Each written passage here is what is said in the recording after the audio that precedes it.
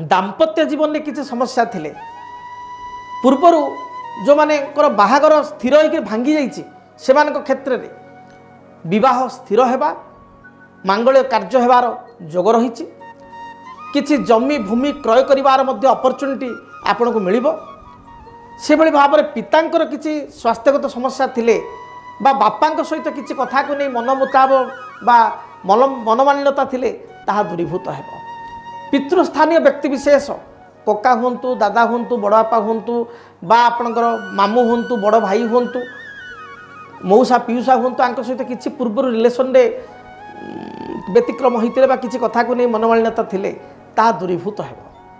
तेल मोटामोटी देवगुरु बृहस्पति आपण को ए दिगरे शुभ फल प्रदान करेंगे किंतु आपण को स्वास्थ्य को टिके जगी चलिया पड़ो टिके आपण मोटा हो पारती जो मान डायबिटीज अच्छी डायबिटीज बढ़ी पारे जो मान श्वास व आस्थमा जनित समस्या अच्छी से ए समस्याटी बढ़ी जाई पारे तल पादरे जंत्रणा मांसपेशी जंत्रणा आपणकर मसल पेन एगुड़िक टिके बढ़ी जाई पारे। तेणु खाद्यपेय आपण नियंत्रण करने आवश्यक विशेषकर अधिक मीठा जातीय खाद्य ठारू दूरे रुहतु